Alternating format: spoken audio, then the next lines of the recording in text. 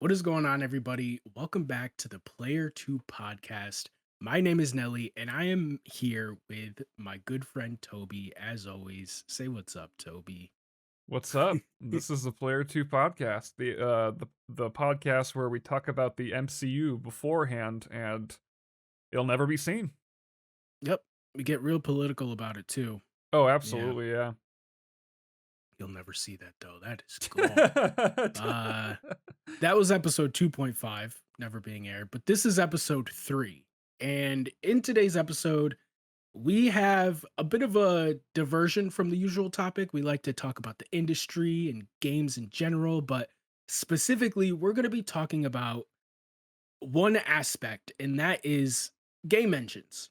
And even more specific, we're going to be talking about Unreal Engine 5 and its kind of stranglehold on the industry right now. We see a lot of games coming out on Unreal Engine 5, everything from indie to double A to triple A, and it's everywhere and its problems are numerous, and that's what we're going to be talking about today. Um in the meantime, how have you been, Toby? What you been up to? Pretty good. I've been pretty good. I think we talked about it last episode. I had finished Dead Space 3 and It Takes Two. Um and I recently decided to pick up Castlevania, and it's kind of consumed me a little bit. I've had the Dominus collection on Switch for quite a while. I ordered it when it was on a limited run, so I've had it for a while, and I have pretty limited experience with Castlevania. Was introduced to the series through the Netflix series. Great shows, by the Yes. way. They're two of my favorite animated shows. The original one is great, and I do really like Nocturne. I'm excited to kind of see where they end up going with that. But I had like picked up a collection on PlayStation at some point with Symphony of the Night and Rondo of Blood. I played Rondo of Blood. What a crazy game to be your first Castlevania game, by the way. But I played it earlier this year and had a great time. And I've kind of just been having that want to go back to like a Metroidvania but Castlevania style game this year, because I played Bloodstained Ritual tonight, which is also a game. There is so much lore and stuff to this with the creators of the series. But one of the people who helped pioneer Symphony of the Night, um, he's now working on the Bloodstained series, which I think he kind of spearheaded. I don't remember his name, so I don't want to speak on that.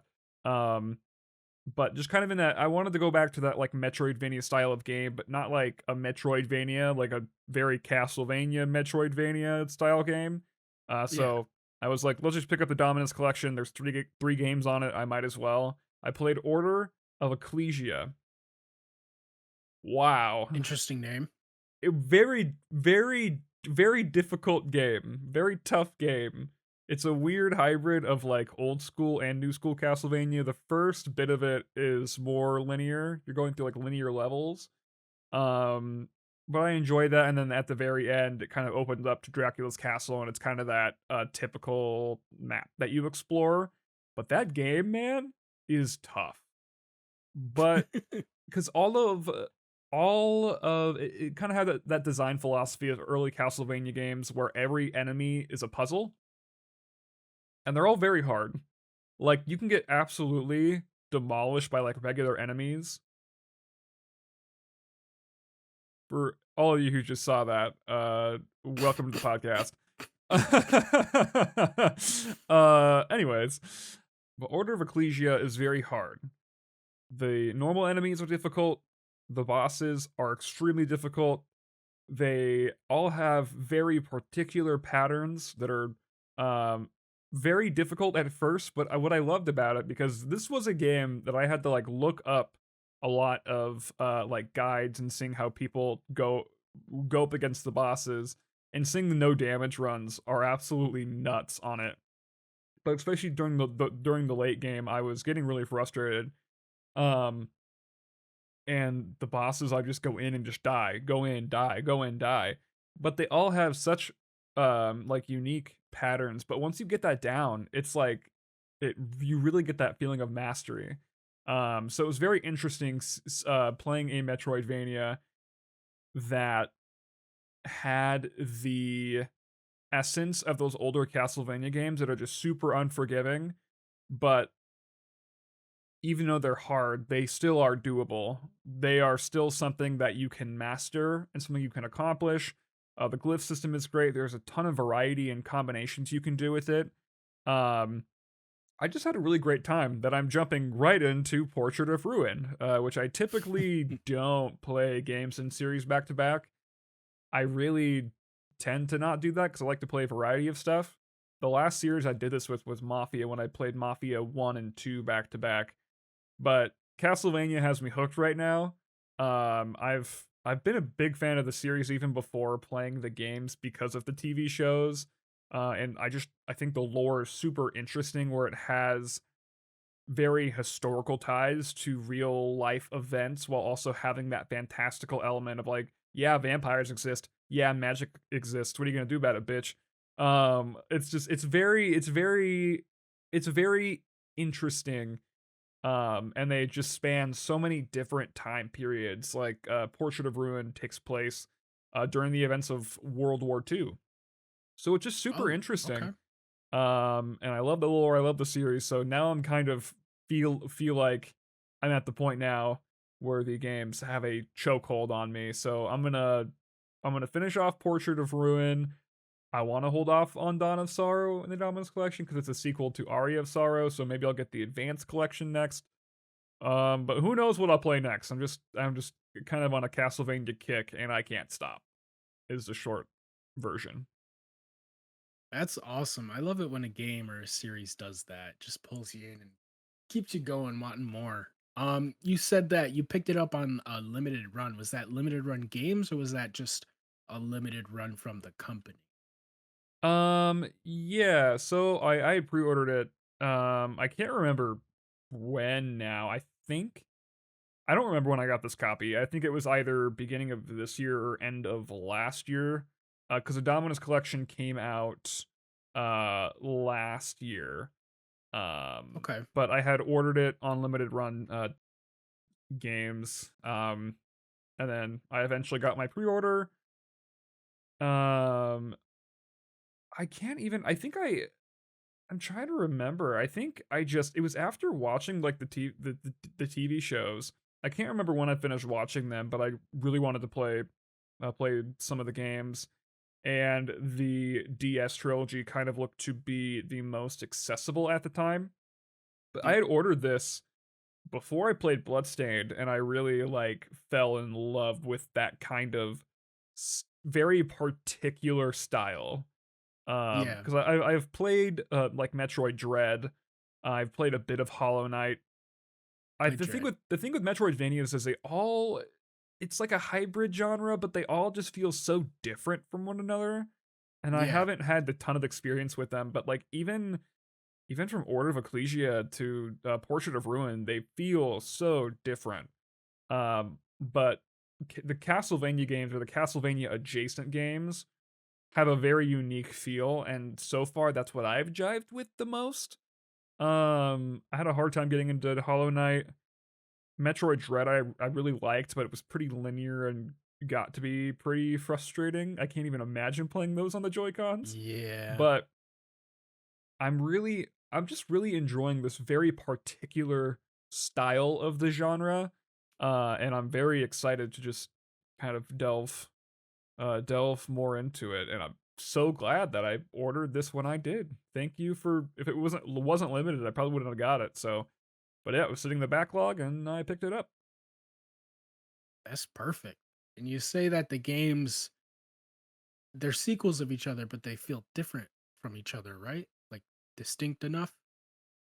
Yeah, they do feel very distinct. I played I think funnily enough I did pick up the hardest one first. Like Order of Ecclesia is a very difficult game. Like, Yeah. doing that without guides, I can't even imagine. I'm sure there's masochists out there who just would do that, and would absolutely kill it. Um, but yeah, the game is very tough. Portrait of Ruin so far, I haven't like it's been a night and day difference. Portrait of Ruin is way easier. I don't know. I'm only like an hour and a half in, but it already does feel very, very different. But Castlevania Okay. is interesting because it does span so many like different time periods. Yeah, they Um, get to play around with that, huh? yeah, exactly. I don't remember when Order of Ecclesia took place. I don't actually remember, so it's my bad. But like Portrait of Ruin, is different characters, different kind of stuff. They there's a lot of, and also neither of them like deal with the Belmonts really. It's super interesting. Like the lore is all over the place. But like Sounds each like it with new game, characters each yeah, game. and then like sometimes they have like sequels to games that are like older and they just come out kind of interesting, but really so far they definitely feel like their own experiences. There's beginning, middle, and end. I really like the story of like Order of Ecclesia, but they are fairly simple. Nothing super super crazy. um and yeah, like Portrait of Ruin, I think is actually technically kind of a light sequel to an older Castlevania game.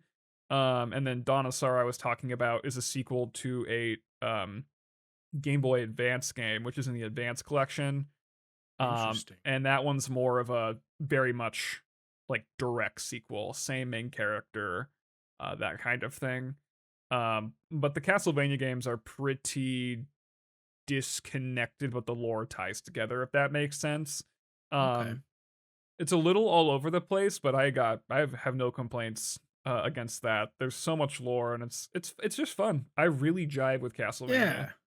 That's something I can appreciate. And you say that the gameplay changes at least enough to distinct it from the last one.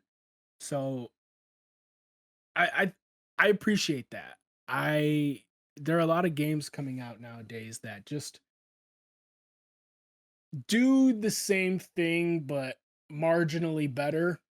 And I don't want to throw Yeah, any shots because I like a lot of these games, but like Marvel Spider-Man Spider-Man 2, 2, yeah. Ghost of I Yotai, love God of War Ragnarok, but it does a lot of the same as the first one and arguably not as good a lot of the time. Yote, a lot of people love that game, a lot of people are enjoying that story, but it is a lot of the same shit. I mean, the stances from the first one are just different weapons. It's the same kind of mechanics, switching from a different stance to a different weapon to deal with a different type of enemy. Um, a lot of the PlayStation games specifically, uh, yeah. Death Stranding, I think I said that one. Horizon, the Horizon games are very similar, and we'll talk a little bit more about those later. But I like when games, they don't even have to be sequels to each other, but games that use, similar I or the same IP, similar structure, but they change it up enough to where it feels different. You don't get that a lot of the time now, especially with these games that take 5, 6, 7 years to come out, and they're just an iteration on what we've already seen with a few extra steps, sometimes steps backwards. So that's cool. I have a huge backlog and none of that consists of a single Castlevania game, but per your recommendation, I will be watching the show sometime soon. And maybe that does it. I've been looking for a lore rich universe, You'll get it. something that is disconnected from most each iteration. And I I love God of War. I love God of War. I God of War 2018 probably top 2 favorite games of all time, but it's the same shit again in Ragnarok. And I don't know, I would like them to do something with that character, with that universe, or a character in that universe and switch it up. Doesn't have to be a completely different genre, but I want to feel a different way when I play that game. When I enter this world, I want to experience something new from a storytelling perspective, but also a gameplay perspective. And for that reason, a lot of these games nowadays, especially sequels, don't really feel very fulfilling. Um, but that sounds Marvel cool. I Spider-Man like that 2. Castlevania does that. Marvel Spider-Man 2, that's a tough one because I probably don't think about it as poorly as a lot of people do because it's the reason I got my PS5. I still think it's a great game. It's just Oh, there's definitely. something it takes some very weird steps back. Like it does a bunch of cool stuff, but I feel like none of it really has a place to breathe and it does not even remotely have the emotional core that the Oh yeah. first game had. And I think that's what made that first game so special. Because I didn't find the gameplay to be that fun. I didn't find it to be that engaging. The mission structure was really poor. The pacing wasn't Nope. great. But it told one of my favorite Spider Man stories ever. Like, You the talking about the first one? story, yeah, the Okay. narrative All right. alone makes that game, and that was what I really liked about it. And the sequel is when we're bombastic. On paper, it does everything right, but it completely misses what what made that first game special to me.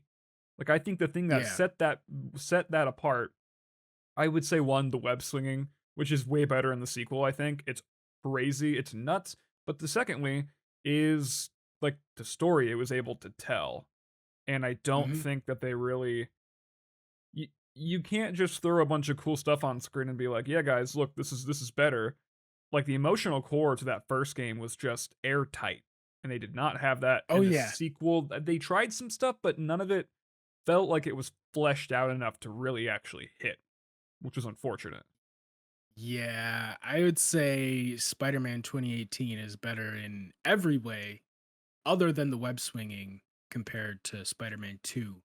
Um I think even I've replayed Spider-Man 2018 throughout the years, so not just when it came out, but multiple times through all the DLC as well, New Game Plus multiple times, and every single time I am amazed by that game's pace. I am amazed like there are certain moments when it's goofy as hell, but I love it, where you capture, I believe it's Shocker one night and he is out the very next night. So you have to go and fight him again. And it's when you first play the game, you're obviously like, oh, I do this mission, I'll go do some collection, some I'll go take some pictures, I'll go open up some areas. But when you're playing multiple times through, you're like, I don't need to do that stuff. I'm just gonna go right to the next beat. And that boop boop, fight Shocker, gets out, fight Shocker. It's hilarious, but I love it. And it happens naturally. It doesn't feel overly convoluted and it helps the story just like Shocker gets put out very early on, but he's got a lot of screen time and he gets a decent amount of development. In Spider-Man 2, it just seems like it is all very convoluted. A lot of the times they're on screen, they're like, isn't this cool? Don't you think this is cool? Isn't this fun? Aren't we having fun? Like specifically at the amusement park. The the the the amount of contrived laughs and smiles in that scene. I block it out of my mind. Every time I come back to Spider-Man 2, it's like, "Oh, this is okay. I have to endure this now." Um, I think what they tried to do with the MJ missions was interesting, and I do like them more than Spider-Man 1, but I still think that getting rid of them completely or at least giving her a different role entirely than one that's mostly combative would have been appreciated. Make her like his guy in the chair or something. Give Can her I like can I a say something like a controversial yet superpower. brave? What's that? I don't think every new game needs to have multiple protagonists. It can just be one. It can just be one. I promise.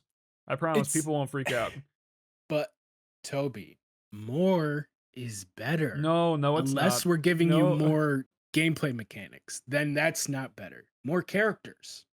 Just More like how characters. like UE5 gives so many features and, cool tools to work with because it's just better, right? Yep. It gives you so much more in terms of So much more usability, stuttering. versatility, so much more stuttering, so much more Oh, yeah. shader compilation. It is kind of hell in a handbasket. That's a great With the segue, by wrong the way. developers, it sure is. Yes, correct. I think that's a beautiful. I wanted to talk about Vampire Survivors for a bit, but that's a beautiful segue. I can't. We'll talk about it later. Unreal Engine 5. Jesus Christ, man. I just want to go over some of the more recent games that have come out on Unreal Engine 5. And then we'll talk about some of the ones coming out. So obviously the big ones, the multiplayer games, Fortnite, Marvel Rivals. I think Valorant also uses Unreal Engine 5. Fortnite is clearly Epic Games. Epic Games makes Unreal Engine 5. So you're going to see a lot of good things visually, performance wise come out of Fortnite. You don't have many technical issues because those are the It's also not Fortnite. photorealistic. Exactly. It's also like a testing ground for a lot of features, and that testing ground doesn't necessarily see the the the floor, the the full game until those are ironed out. So Fortnite is a great example of a good Unreal Engine 5 game, even though it's not something I necessarily play anymore. It's it's beautiful, it runs well, and I have no complaints other than the actual gameplay. Marvel Rivals is a good example of a newer one.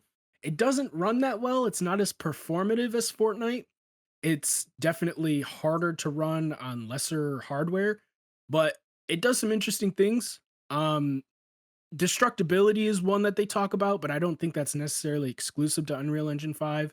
I think specifically the Doctor Strange portals where you can teleport anywhere on the map instantly. And this was the reason why it wasn't on PlayStation, or at least the main reason, or PlayStation 4, I should say. But it was actually released on PlayStation 4. So we have an example of an Unreal Engine 5 game running on PS4 that utilizes that fast speed. And once you see that used on a PS4, you realize why it wasn't there at launch and probably shouldn't be today. Unreal Engine 5 is just a very taxing system. Um, we'll go over some of the newer games that came out on Unreal Engine 5. Uh, Sticking with this year right now, Borderlands 4 is one. I think this is a bad example of an Unreal Engine 5 game because there's no reason Borderlands needs all of the new age technical features that Unreal Engine 5 provides. And, I Randy think Pitchford personally, blaming anyone but himself is a classic. yeah, Randy Pitchford is such an interesting case. Like he provides a lot of feedback to talk about, but it's too much. I don't like I even when it's a clear slam dunk to talk about him, I just that dude's embarrassing. No, like I'm so I am like in the digital age that we live in where your digital footprint matters so much. I am so shocked that they have not fired Randy Pitchford. But that's a topic for a yeah. different day. It's It's shocking. it's topic for a different day, but it's one of the reasons why I hesitate to do some of this stuff because I can go off the walls on social media. I can say some crazy shit. And I have no other people who are affected by what I say. So for him to just flippantly be out there acting like he's acting, I I can't get behind it. I can't get around it. I want nothing to do with it. So I'll watch the videos on him, but I'll forget about those videos right after I'm done.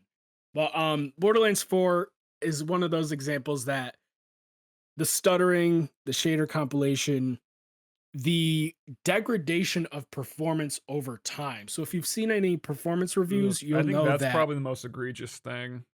It's yep, bad, dude. I think it's called memory leak. So it's when you start up a game and it's running at maximum performance. For example, 60 FPS. I think on Series X and PS5, it mostly gets 60 FPS, but the more you play, the longer you play, memory leak happens and you get worse performance. So, say 3 to 5 hours into your game, you're no longer getting 60 FPS, you're now getting 50, 45. And the longer you play, the lower it gets. Obviously, there's a floor to that. It's not going to become unplayable, but it's still an issue. It's still It shouldn't be unacceptable happening. too and should not have gotten Very past unacceptable, playtests. especially at launch. Yeah. And to think that they were going to release this game for $80, that was, or was it this game? Allegedly. Well, Allegedly. no, That no, was you're Outer thinking of Worlds 2, yeah, this one again, going back to which Randy Pitchford is like, well, one, I don't have a say in how much the game is gonna cost, which is fair. And then secondly, if you're a real fan, you'll play it anyway. Dude, mhm, anyways, crazy. anyways, But that UE5. brings me to Outer Worlds 2. I haven't seen many issues, or at least the same issues, memory leakage or stutter stuttering from Outer Worlds 2. I think Outer Worlds 2 is a better example of a team that was given it earlier on in their development and told to work with it. A lot of these games that you'll see, I don't think Borderlands 4 had its start on Unreal Engine 5. I could be mistaken, but it just Outer Worlds 2 is a better example, but it's not the best example. We'll get to that. Even earlier from the same studio, Avowed. Avowed was one of the worst examples, I would say, specifically from a performance aspect. The game looked great, the colors were amazing. Specifically, what I love about Unreal Engine 5 is its ability to seamlessly load in details from a faraway distance. So for example, a tree in an older game would have different LOD models. So the further you are away from a tree, the less polygons it has, the less detail it has. And the closer you get, it would load in a new LOD at a new stage. So it progressively get more geometry, more detail, and by the time you reached it, it was the full tree, and it was meant to replicate, normal vision, how you gather more detail the closer you get to an object. Unreal Engine 5 doesn't have that anymore. I can't necessarily explain it, but it's pretty much magic to where no matter where you're looking at a tree or a shrub or a blade of grass, it's going to have the same level of detail from any distance as long as it's drawn in. And Avowed is a great example of this because as you're walking through the world, even in 30 FPS, it's seamless. And I say that specifically from a visual aspect. The way the game is laid out, it's not seamless at all. But when you're in those large areas and you're traversing from spot to spot, it's a beautiful game. I played it on PC. I could only get 30 FPS because it is a demanding Unreal Engine 5 title, and it still is. Still not really playable on Steam Deck, which is unfortunate, but it is beautiful. They do get a lot of the visual aspects right, but they it seems like more tweaking needed to be done. And this is another one of those examples that didn't start on Unreal Engine 5. This game was in development for a while. It was a multiplayer game, then it was a single player game. It just went through a lot of hell, so none of that really helped. Um, I think another iffy example would be Oblivion Remastered.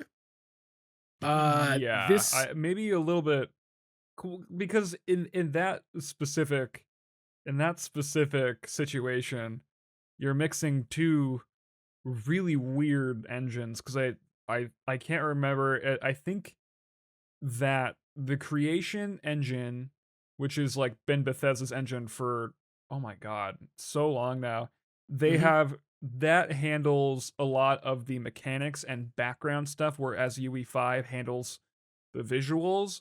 So it's just a mhm. really weird combination that does preserve the feel of kind of how Bethesda games play, but the creation engine has always been pretty wonky and slightly unstable. Like, I mean, a bunch of the older, like, Fallout games still have a ton of issues, and I think specifically on PC, they're just a bitch to kind of get to run nowadays. But and Somewhat, then mixing yeah. that with UE5, I can see how that caused some problems. I have played Oblivion Remastered and I beat it. I haven't gotten to the DLC. Um, I think I remember telling you about an issue I had where later save states weren't like I couldn't load up. There was something wrong with the save state and I couldn't go back to it and I had to go back for like 20 hours before the point that I was at. I Yikes. was about 50 hours into the game, so it's not like I lost a whole ton of progress, but it did suck. That's a ton of Um, progress, dude. That's insane. I will say at that point, I in Oblivion, you can cheese the levels on a lot of your abilities, and that's basically what I was doing. That might have had something to do with it.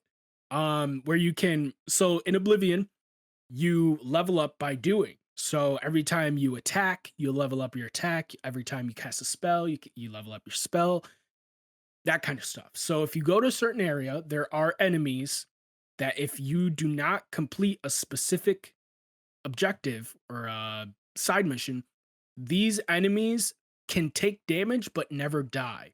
So you can get the enemy into a corner and you can continuously swing at them and continuously level up your attack. That's what I was doing when this problem happened. However, I stopped doing that. I continued the main story and then I went back to doing that and it never happened again. So maybe it has nothing to do with that, but I would, and I don't know if that's an Unreal Engine 5 thing or a creation engine thing. However, I will say all of the problems that I could point out and definitively tell what was happening wasn't a problem with Unreal Engine 5. Creation, perfectly fine as far as I could tell. It's a little bit wonky when like interacting with stuff, but ultimately it's nostalgic even for someone who never played that game. It's interesting, but my biggest issue is when you go from Oblivion Remastered and you go back to that original Oblivion game, life has been sucked out of that remastered to a certain extent. There's less color, there's less detail in certain aspects. A lot of the weapons are just generic weapons now, whereas some of the original, they're more intricate, they're more detailed, they're more thought out, I should say. And it sucks because all they had to do was take a little bit more time in detailing these items. It's not very many, um, probably like 5 off the top of my head that could probably be taken care of in like 3 months tops by some skilled artist. But a lot of the technical issues were from Unreal Engine 5. Specifically, I think it's screen space reflections, where if you turn them on, you're supposed to get like reflective water detail. But if you, so a lot of games do this where if you are holding something between the player camera and the environment in front of you, the shadows cast will not go behind the item you're holding. So, like if you're standing in front of a body of water and you see reflections and you're holding out a sword, that sword's shadow will remove all of the reflections in the water where that shadow is.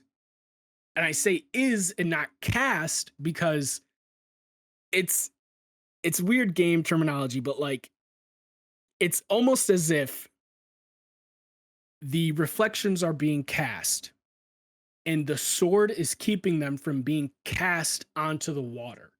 You don't see them on the sword, but you don't see them on the water either. It is very immersion breaking in a game like Oblivion Remastered. I hated it. And while it did look good when that wasn't happening, I just turned it off completely because it it's awful. I think Red Dead Redemption 2 also has this issue, but it's not as apparent because it doesn't happen as often. But yeah, it's fucky wucky in so many ways, and it's because of Unreal Engine 5. Um, Claire Obscure is a great example of a great Unreal Engine title. I have one specific complaint about how they utilize this, and it has to do with the traversal aspects. To me, if you were to ask me what's the most tacked on thing in this game, I'd probably say nothing. But if you told me I had to answer, it would be traversal. I don't But care for it. that's not necessarily an engine problem because there's plenty of UE5 games that have great traversal. I mean, Split Fiction's a great example. I think, That's and the thing with that's why I Expedition, go ahead. the thing with Expedition is that I it still does have, especially having seen my partner play it and getting to see it on a larger screen in performance mode.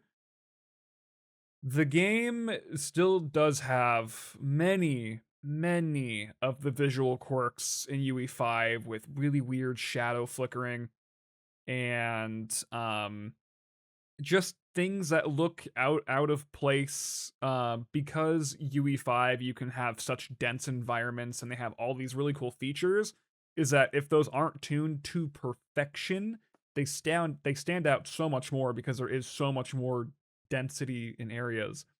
The game looks pretty like fuzzy in places, and the game really is carried by its art direction and style, and it kind of masks a lot of those problems or like really lets me overlook them. The game is still like a masterpiece, and it is very much so. Um, and unlike a lot of Unreal Engine 5 games, is actually optimized. It plays really good, especially like on PS5 Yeah, it performance mode, does. which is my baseline for stuff. My issue with UE5 is is not the engine itself. It's that it is a very feature rich engine, and it kind of goes back to the whole idea that sometimes less is more. If you're going to implement a bunch of these features like Lumen and things like that, if you're going to make these super dense environments, you have to you have to do it well. Like nowadays with these super powerful engines like UE5, you can add all these crazy awesome features, but you need a team that knows how to work with them and use it well. And a lot of studios and games that I have played in my experience do a very poor job at doing that. Mafia the Old Country is a perfect example. Hangar 13 is the last studio that should have used Unreal Engine 5. They've, with their in-house engine, they've all of the Mafia games have had optimization issues, have had performance issues, have had in weird in-game quirks, and it's kind of just dialed up at least in the release build as well as like the first patch. I know a lot of more updates have come out since. I have not replayed it. I played through it twice, so I don't know when I will get to that again. But it suffers all of the same issues. And when you go to the photorealism and you really dial that up, and when that is what your game fully relies on, then if you need to optimize it and drop it down, which to be very clear, this game was not optimized well, it looks worse.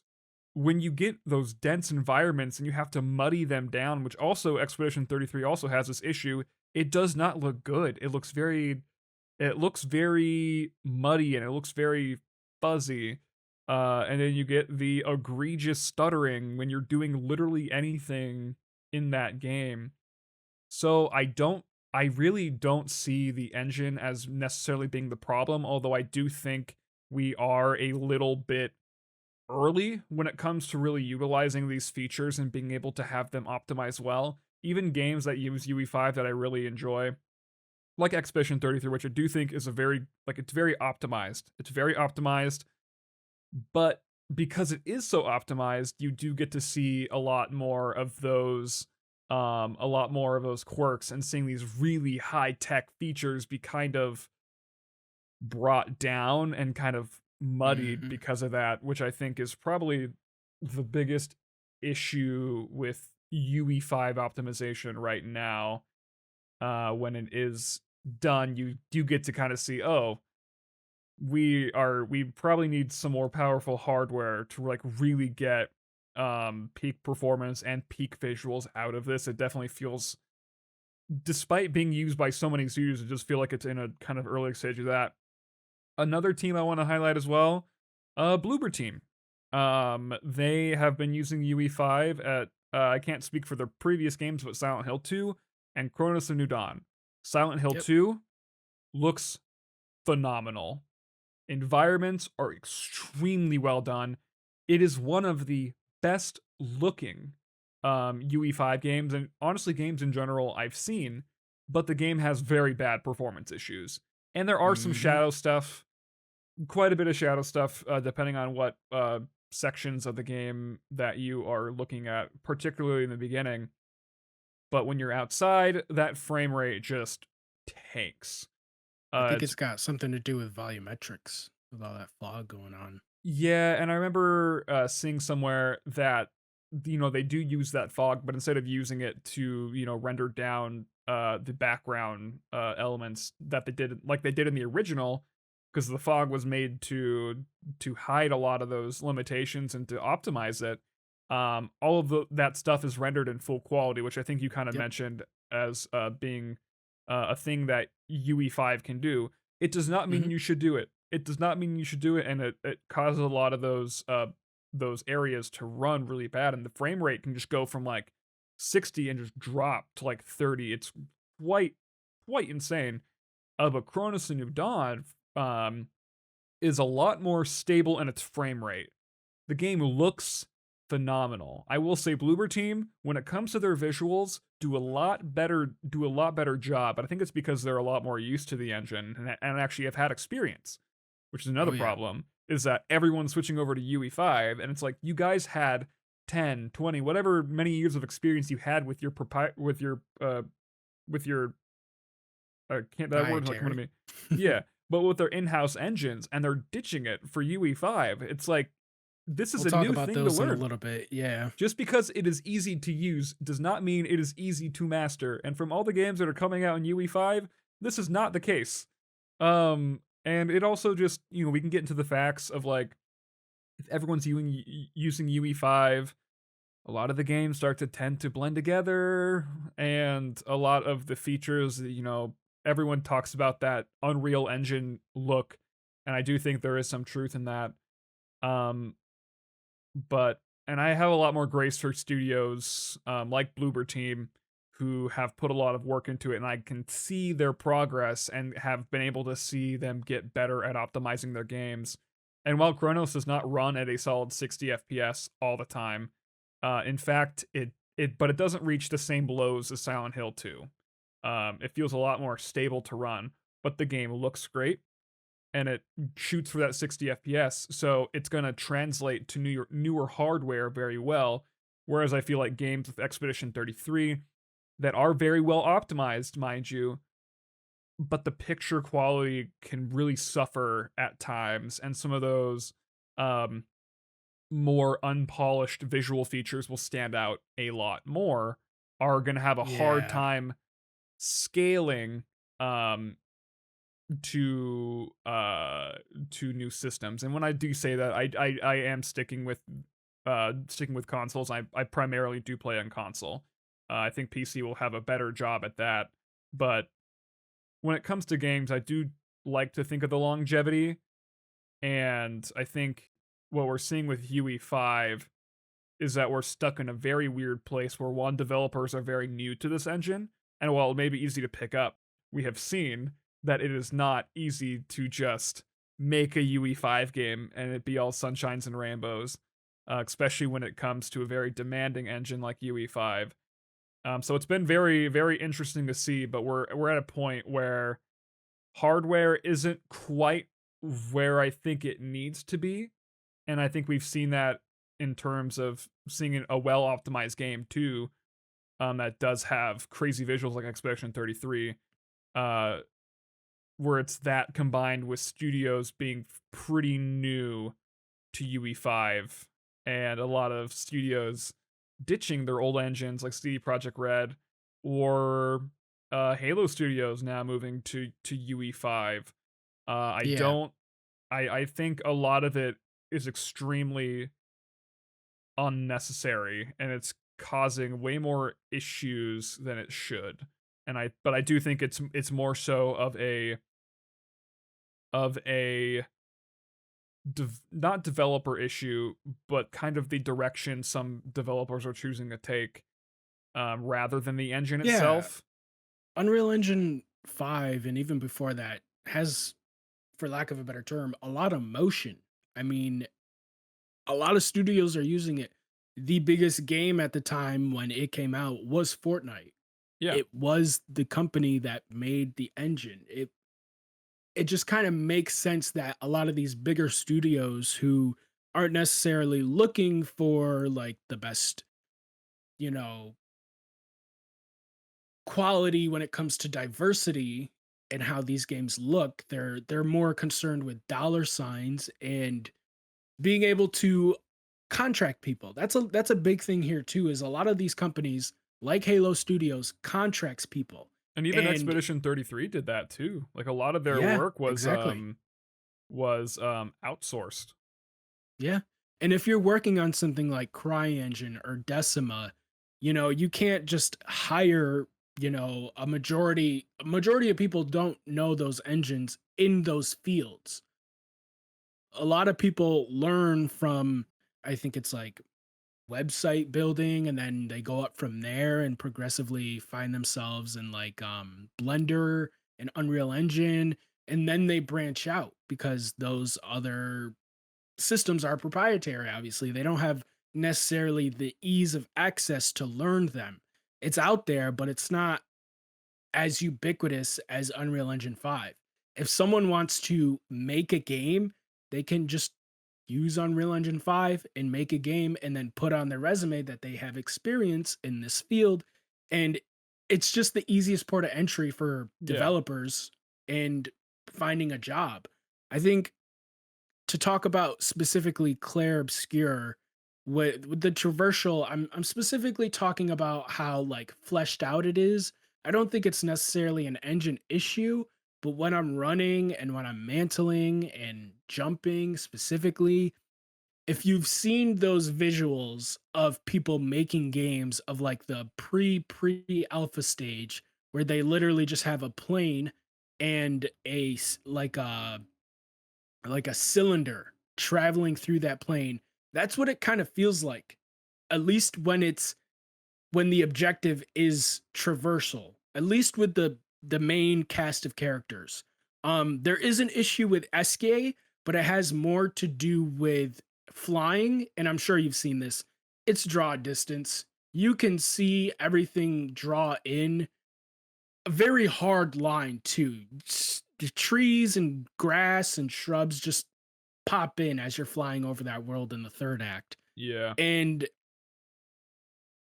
I can't specifically say that it ruins immersion, but it does hinder it.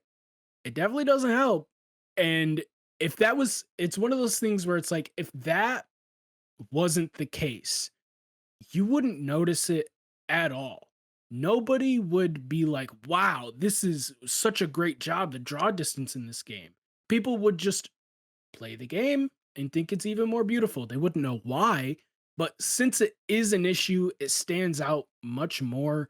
And again, it's not even really an issue, it's just a visual quirk of the game. It can't draw in that much. And what you say about visual quality or clarity or detail, I would just say is another issue with this generation where it's a whole grab bag of things. Obviously, they're moving into the next generation. They didn't know how to advertise it other than for full 4K or RTX. So they leaned on those, but with RTX, you can't really reach full 4K even still to this day unless you get a $3,500 graphics card.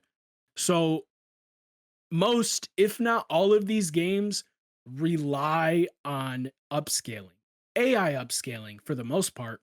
And I And it's been an interesting and I think a very natural consequence because yeah, like the promise for this generation was, 4K 60 FPS. And I think a natural consequence of there being such powerful tools compared to that in the past. Like a lot of older games, like the optimization for that is just like black magic. Like optimization, like true optimization, while balancing and working with limited hardware to make things that just look gorgeous and beautiful and that work and tie Hmm. together has kind of been a little lost. So we're seeing a lot of these really cool features and things be implemented without like the cohesion to um without the cohesion kind of tying it together. Like a lot of these games, like Mafia the Old Country, they on paper they have a lot of cool stuff, but they're held together with like sticks and tape. Like Hmm.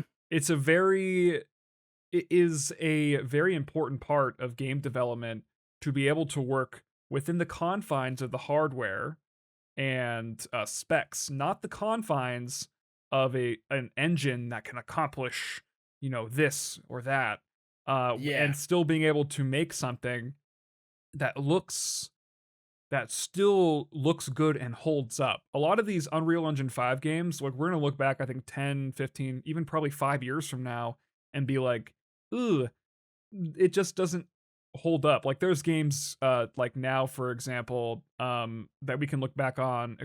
I'm gonna call out PlayStation for this, and this is positive.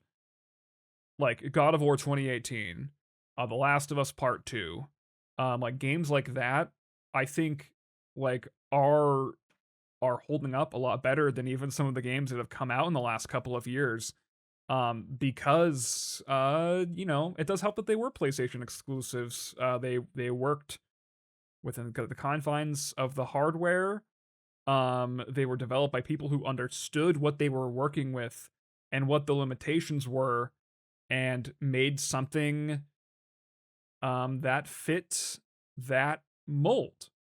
But right now we're oh yeah, seeing people, who are working with the most high end of hardware, where these games are even barely running on really high end computers because of what Unreal Engine 5 can do and the features.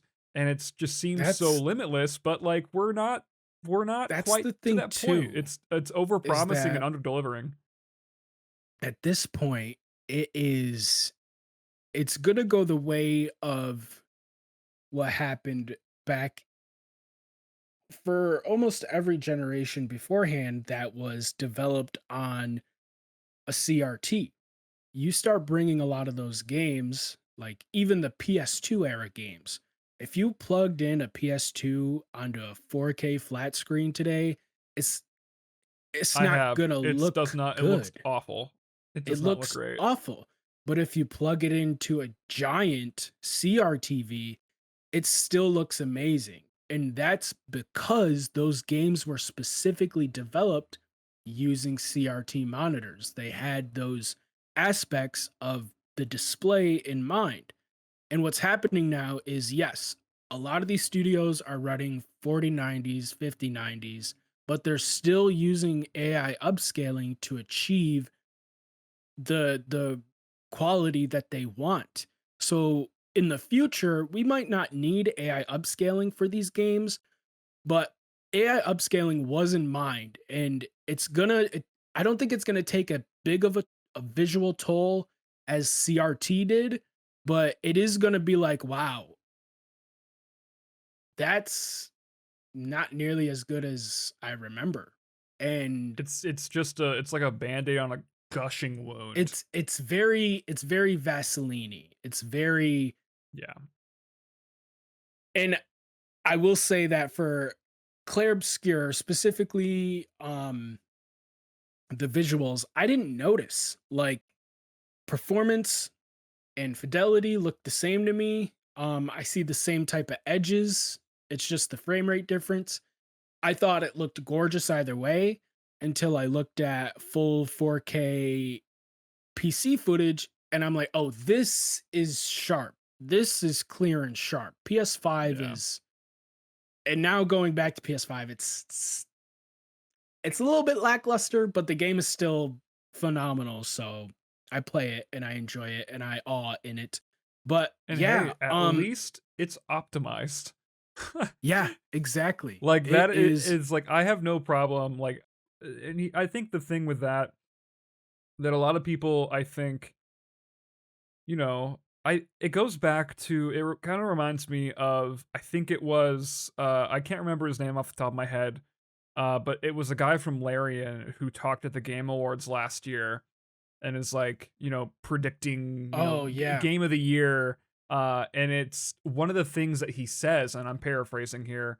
But it's like when there's a team that sets out to make this game that other people would want to play, and that when things do go wrong, players give them more grace. And I think that is a Mhm. great example. And I do think I want to put this out there right now. I do think I'm predicting this right now. Hear my words. Expedition 33 will win at the Game Awards this year. And I do think just going over his like speech, it fits the mold perfectly.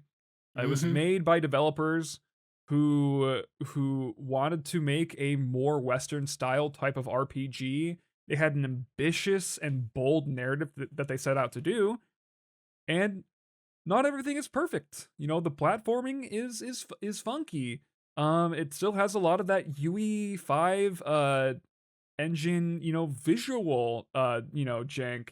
A It's Vaseline look a little bit. yeah, the game is well optimized on consoles, but it does really show off the limitations of the current hardware. But the game is fantastic. The narrative is great, the combat is great, the characters are fantastic. It's fun, it's memorable, it's addicting. There's plenty of content. So it's easy for a game like this to be able to look past some of those problems. Silent Hill 2 is another example for me. I hate how that game runs, but it's one of my favorite games. The story, it's a remake, the story, it's kind of been done before, but the story is great. I love the performances, I love the characters. I think for UE5, like the game actually does look very, very good, but it doesn't run well. But I am willing to extend a little bit of that grace and still enjoy it because it is such a great game.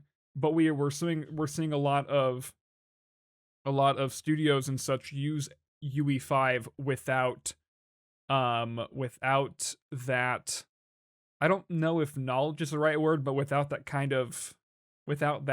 thought.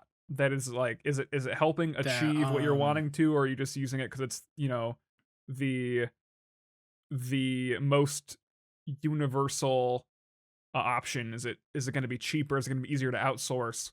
And I think it's yeah. really easy to see in quite a bit of projects where its implementation does feel haphazard, and I'm a lot less likely to extend those graces to games like Mafia: The Old Country, that fail to deliver on top of poor UE5 engine utilization. Yeah.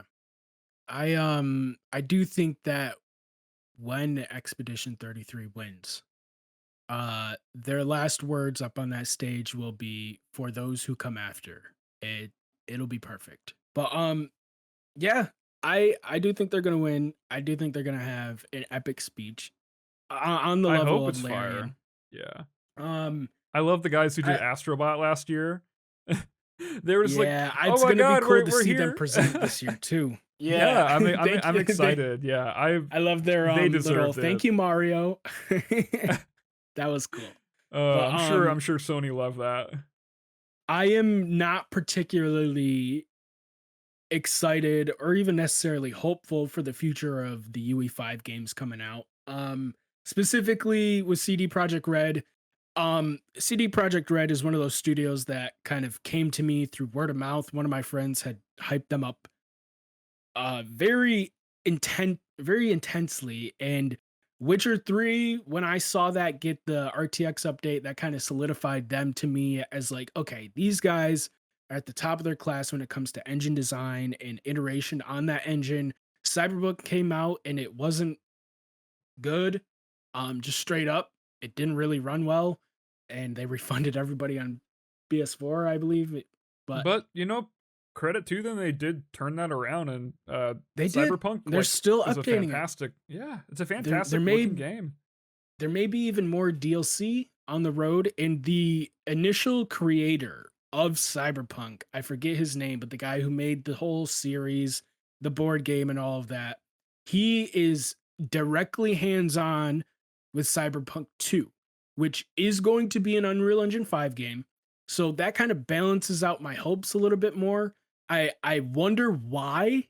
I maybe it could just be because they need more hands on deck, more contracted But to people to see how work they're gonna here. do that with an open world just sounds like I'm very open to seeing it, and I think that they're, especially after Cyberpunk, I think they learned a lot, and they're very, very talented.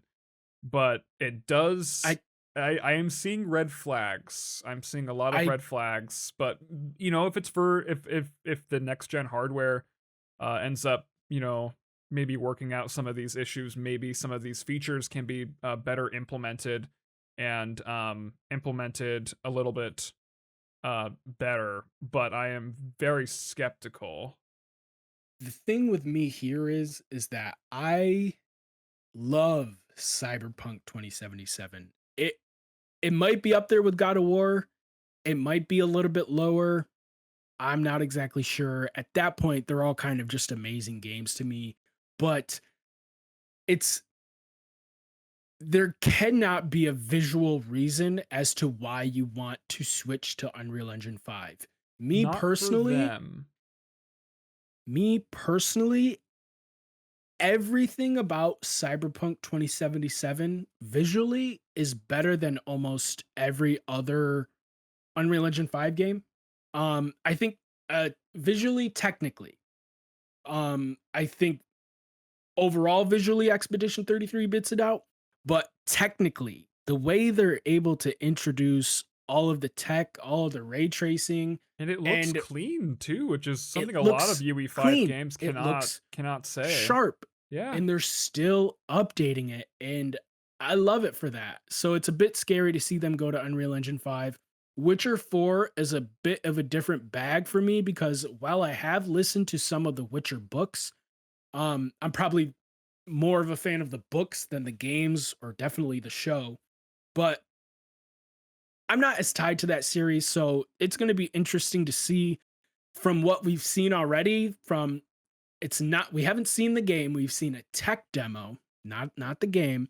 It looks all Very right. good distinction. Yeah. It looks okay, but I am interested to see more dynamic NPCs going on more daily routes instead of just standing around in a crowded area to show you how much geometry we can have in one space in a big open area, you know? Yeah, Um, I like and for there's yeah, that geometry means nothing if it doesn't like look good is my kind of thing. And exactly, I or just does something. I worry that they're gonna fall into a maximalist approach and pull a cyberpunk again. I just and I don't Yeah, I d- because I'd be it less is directly worried. tied in with Unreal Engine 5 in the like advertisements for it. Yeah. It's very much Epic Games being like, "Look what you can do with Unreal Engine 5." And that might task them with doing more than they're comfortable with doing. But maybe they're using that to better the experience of Cyberpunk. They obviously trust themselves to make a great game. But are they in over their heads? I might think so. A little bit. We'll see. I just hope that they take the lessons they learned, but seeing UE5 is definitely for them is a bit of a red flag, but they gained a lot of goodwill with Cyberpunk. CD Projekt Red games aren't something I get right away, but they're one of the most successful uh gaming companies and have really great iconic IPs under their belt. So it is definitely something that I will be following. That yeah, I mean the DLC for Cyberpunk sold I think the last time I checked was like 30 million copies The just DLC? for the DLC. Yeah, Yes. I think it if was you either can pull that 20 up, or I'm curious 30. 'cause that if it's 30, that's nuts. 20 sounds, but like, yeah, please check that. I am very curious because that would be incredibly impressive. I don't tend to look at DLC figures for that, but like, dang. Okay, so I inflated the numbers Okay. a bit too much. Says as of May 2025, it's 10 million. That's So I still was really way impressive off. for some But games, yeah, like, wish they would, hit that mark. some games wish they sold a million copies, and 10 Yeah, million for DLC that's crazy. is, yeah. And that DLC, I've talked to you about it, but And it's, that's gotta be a really solid chunk of people who bought Cyberpunk too. oh yeah. Oh 'Cause I'm yeah, not because that sure, yeah. DLC was the 2.0, was the Mhm. 2.0 update. So, and they, not only did they fix a lot of like general issues, but they also reworked a lot of the game. So, and a lot of people didn't like this because they kind of streamlined a lot of things. They made it a lot more accessible, especially for people like me. When you're trying to outfit a character with a specific build, there's a little bit more leniency. You can sort of put points into other areas a bit more willy nilly, I should say, and still get a good character. um, but yeah, they did a lot with that 2.0 update, and they've, again, still been I doing a still need to lot, play but it. I have it in my backlog. it's a long game. I don't think I would have been able to beat it as quickly as I did if I didn't choose to play it when I did. I started it last year while we were at home with our newborn. So he was napping behind me. I was playing right here, and he would nap for literally like 6 to 8 hours. I'd just be sitting here playing. He'd wake up, eat, I chill with him, maybe put him in my arm and play a little bit. But yeah, that game was, and I have to say this. No, I don't. I will tell you afterwards because this is not something I'm comfortable sharing with the podcast, but Fair enough. it's it's a beautiful fucking game and I love it. I am this is probably the one that scares me the most going to Unreal Engine 5. It's just, it is, Cyberpunk 2077 is the benchmark. This is what I was trying to say earlier. It is the benchmark for me. If I am ever to build another computer, as long as it can run Cyberpunk at full 4K, at least 60 FPS with ray tracing on, that is a damn good PC to me. 'Cause, I like, don't I I've don't also need it played to play anything else. I played, like, 4 hours of Cyberpunk too, and, like, it is a very demanding game, and trying to imagine that in Unreal Engine 5, even to, like even to the point of optimization that Cyberpunk is on PS5, because it does not run at a solid 60 FPS always. It is not magically flawless. It is a very demanding Nope. game. So to Oh yeah. imagine that with a studio, and to be fair, I think The Witcher 4 is set to come out before Cyberpunk 2. I would be shocked if it didn't. But Oh, definitely. Yeah. just Cyberpunk seeing 2 is imagining very early right now. imagining that it is worrisome, and it goes back to the whole point of like a lot of these studios. And yes, like I do see that there are, benefits, but I do think that there's going to be a lot lost when we lose a lot of these, legacy engines that all had their own distinct feel and their Yep. own distinct identity, and where like developers put their blood, sweat, and tears into developing, something unique that fit exactly what they were doing. Like the old Halo engine. I don't remember what the name of that was, but that's gonna be gone now. The Red engine or whatever the CD Projekt Red guys call it. It was That red. seems like it's going to be gone. So the Um, original Halo engine was the Blam engine. And this and old engine school has been Halo has its very own unique feel too. yeah, this engine was specifically iterated on up until I believe they used it for Halo Infinite, if I'm not mistaken. It was very heavily edited, of course. But Yeah. the same way, uh yeah, yep. So you see here, development begins. You've got a canceled game called Phoenix, Halo Combat Evolved, and all the way at the end, you have Halo Infinite. And Wow. it's the same way with Unreal Engine 5. You had Unreal Engine 4, Unreal Engine 3, which was the engine that started off the Xbox 360 era and introduced us to Gears of War, which just re-released recently, which is still on Unreal Engine 3, if I'm not mistaken. It's heavily edited Unreal Engine 3.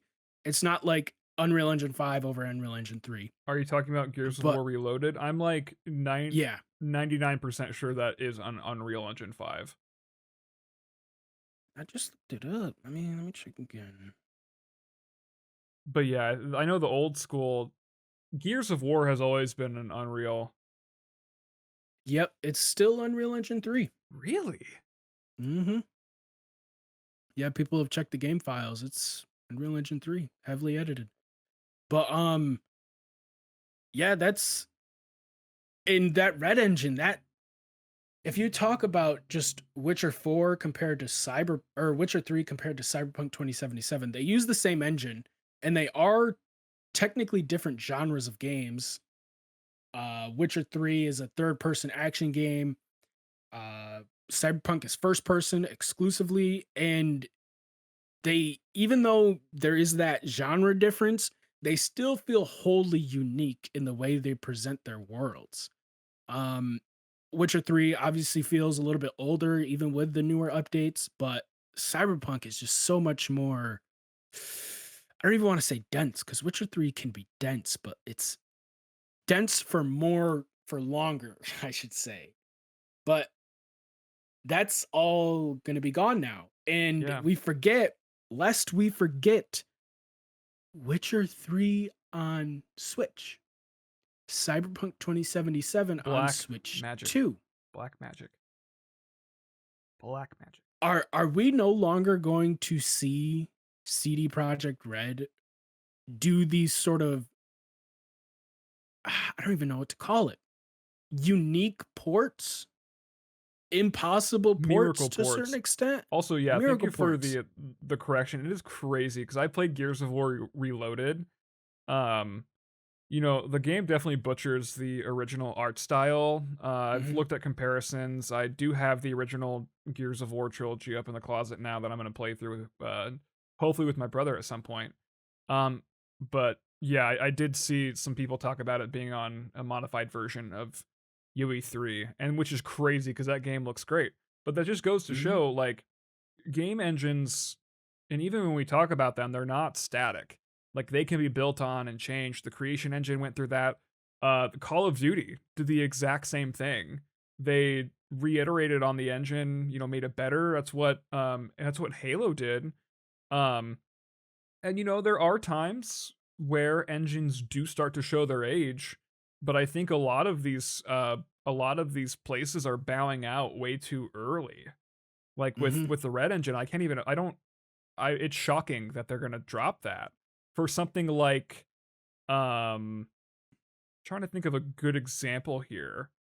I think maybe Far Cry is a good example. If I remember correctly, that runs on the Dunia engine, and up until 5, the games looked fantastic, but for Far Cry 6, it looked like, something was missing. It looked like they tried to push it a little bit too far, and, you ended up starting to have that kind of downward turn. I think there was also some issues, like, with the Creation Engine. People had a lot of complaints, with the Creation Engine for, like, Starfield. Like, there are times when we can have That these discussions, that but is one thing. there a lot of, like, I don't think we saw the end of the red engine. I don't think It's um still being uh, iterated on. They're still yeah. updating Cyberpunk, and I think Witcher 3 had an update recently, I'm not sure, but one thing, no fan wanted to get rid of the red engine. But on the other hand, you have Bethesda with their creation engine, which is interesting to me because early on, if you look at like the development of like Fallout 3 or Skyrim, Fallout 3 specifically, I learned recently that there's a specific part of the game where you ride a train. Now, Wait, sorry. What game are you talking about? Fallout 3. Oh, So okay. in Fallout 3, there's a specific area where you can ride a train. Now, the creation engine didn't have any way to properly put an object on tracks and make it move seamlessly. So, what they did was they put a train, you can look this up. They put a train car I'll take on it your word for this.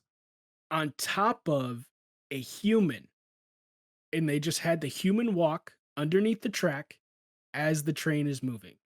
So they do unique things. They also, I believe, in Skyrim, because in Oblivion you couldn't run. There was no run animation. In Skyrim you can, but it's the same engine just iterated on, and they never really added a running animation. So what they did was they added, every time you sprint, you are creating a mini explosion behind your character that sends them forward a bit. That's how running works in Skyrim. So You're fun. causing explosions behind yourself and sort of pushing yourself forward. And that stuff is really cool. I like that. However, now in 2025, with Starfield releasing way back, I think in 2021 or something. It was 2023. Really? Okay. Yeah, stacked That's year. soon. I think it was Interesting. one of the best-selling games that year too. Yeah. I personally though, obviously Skyrim, or not Skyrim, but um Elder Scrolls 6 is going to use creation, but if we're just talking about my personal opinion here, I don't think it looks all too good. I don't think it runs too well. I don't think it feels all too good. The best feeling creation games to me are Oblivion, the original, and Fallout 4. So both fours.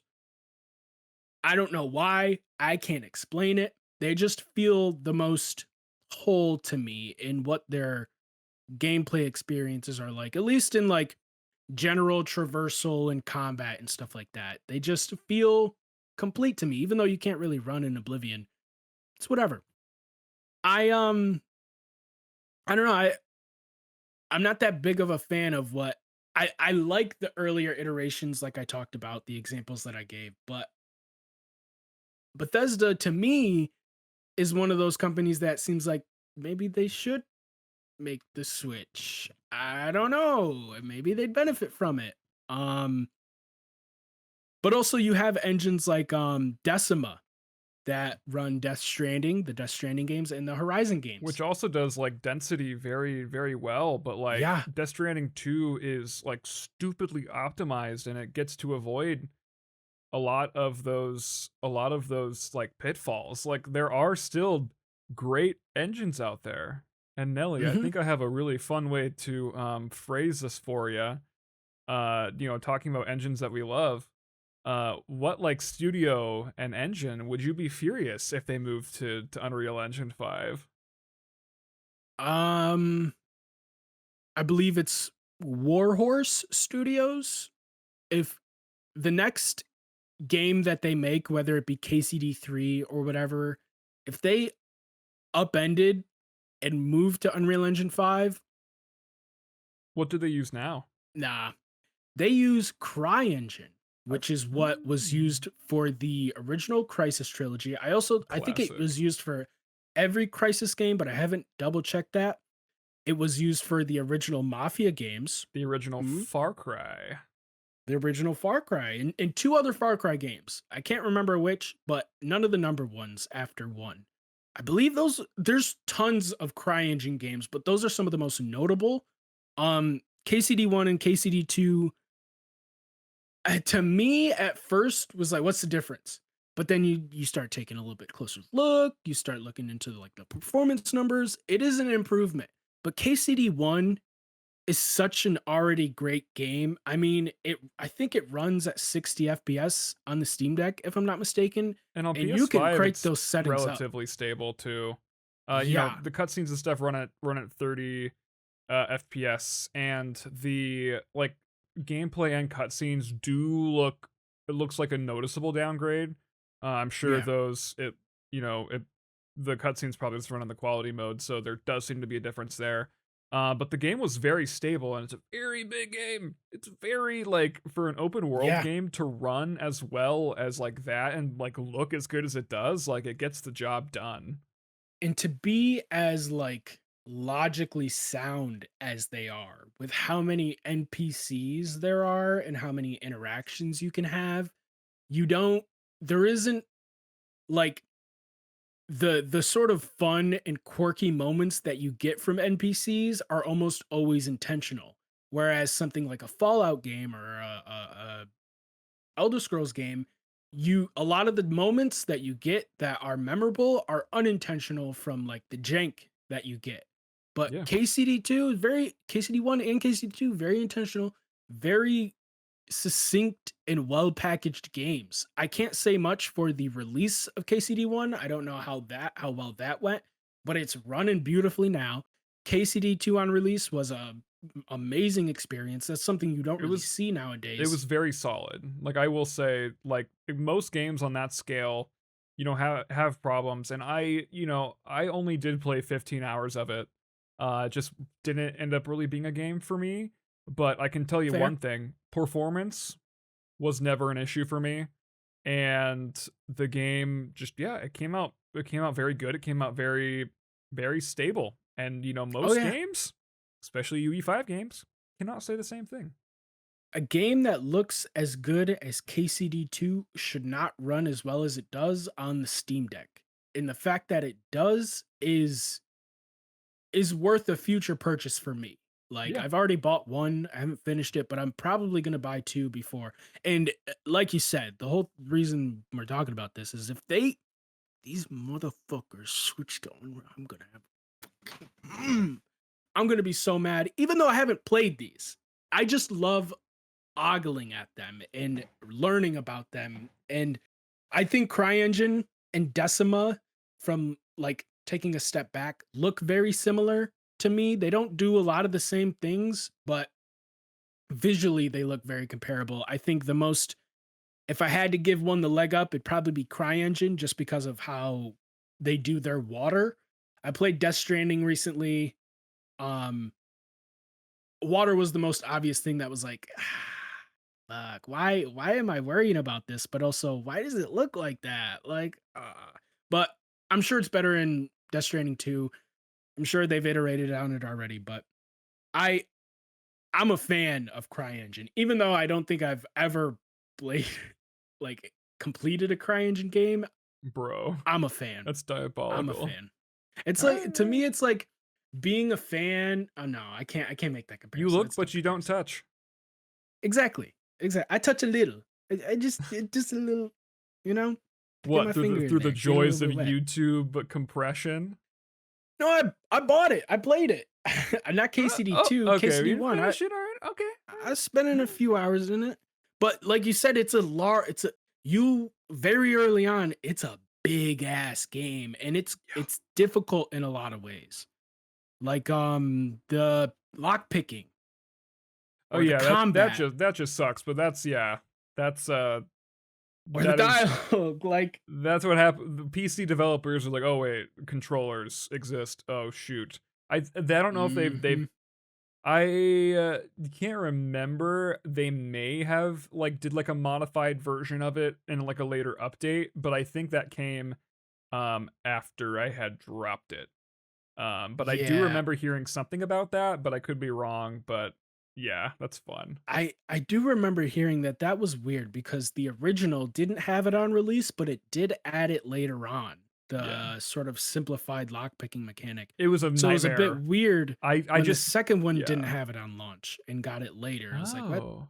Mm. Yeah, it was a nightmare trying like I gave up because I could dude, it was take my word for it. It was awful. The lockpick I couldn't do it. And I just couldn't do it. And Mhm. I tried for like 30 45 minutes to do the tutorial and I just couldn't do it and I was like, "What? This is awful. This is horrific."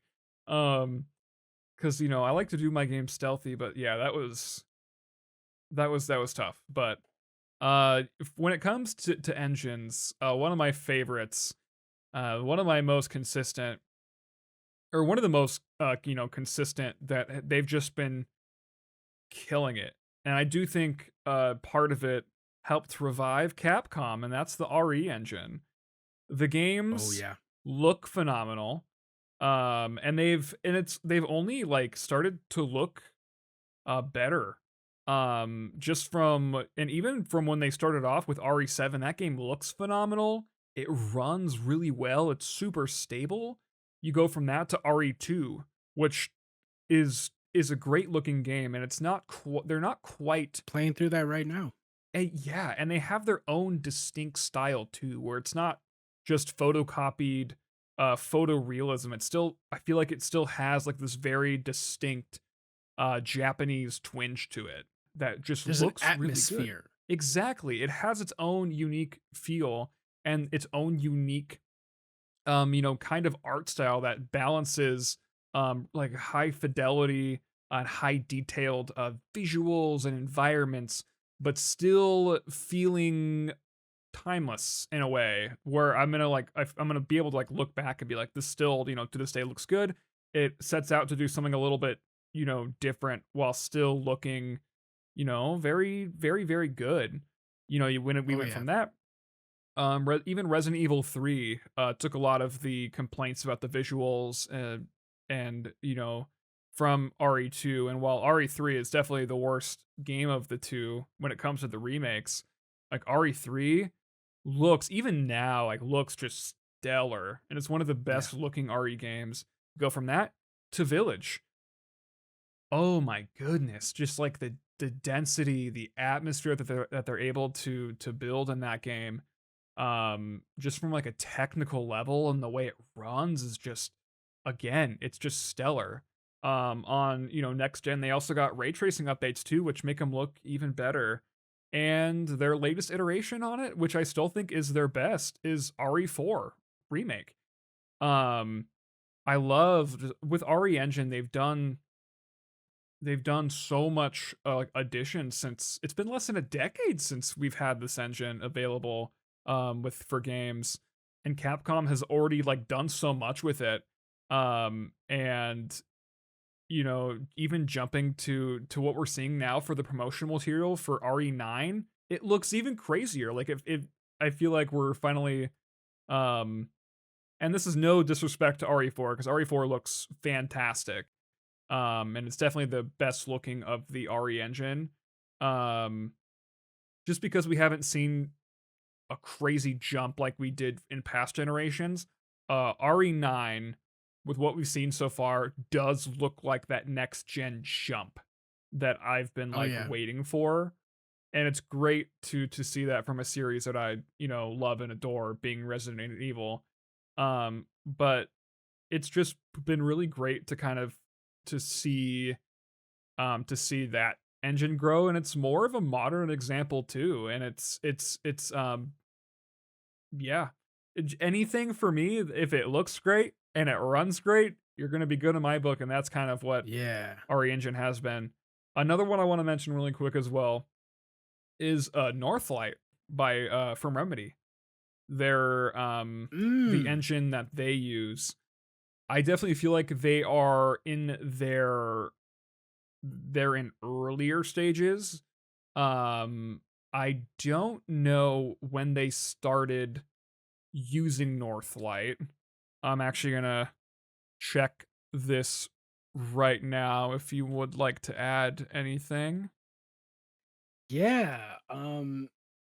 I think though that's a great subtle pick. s- RE4 or RE7 first came out swinging with that RE engine. Got me on board right away. Unfortunately, I didn't really continue with the series after that because I really didn't think anything could match it visually or gameplay wise, but Remedy's Northlight is a very good shout because I mean, Control was one of the first big games that took advantage of RTX, and although it did utilize it, we've definitely seen it utilized better. I think Alan Wake 2 is a great example of one of the best looking games ever. especially It does for this current generation. And I did just see yes. they first used it in Quantum Break. So when it comes Okay. to new releases, they only have 3 under their belt. And I do think, even though this, we did see Northlight before RE Engine, um, I do think that Remedy is in a earlier stage, iterating on this engine. Quantum Break, I've played it, it's a mess. One of the worst PC ports I've ever played through. It's optimized extremely poorly. Um, Although it's not like RE, or not RE Engine, but UE5, it kind of does have a similar weird kind of Vaseline feel. It does not feel very, tuned. But then you go up to Control, and it does have this very unique, atmosphere, and very unique look to it. And it's kind of the same thing where it's not quite photorealism, but it works in Remedy's favor because they're so funky and goofy, and everything is like just slightly off of reality. Kind of that Yep. Twin Peaks, like what is going on kind of feel. But I Yeah, do think, uneasy. Yeah. yeah, but I do Real think, uneasy. and Control does run like very well. I think after Quantum Break, they were able to kind of get that dialed down. Although I didn't play Control at launch, and I did play Alan Wake 2 at launch, and it ran like badly. It did not run good. But I um do remember that they about Alan did, Wake I 2. will say they did quickly patch that, and the game runs great. And it Mhm. and it but it continues that feel of, they know with Northlight, they know when to do the photorealism part. Like with, dude, those trees in Alan Wake 2, just like the feel of the forest and the environments, they Yep. feel so they feel so real. But then the character interactions, and I think specifically for Northlight, the character models aren't the greatest.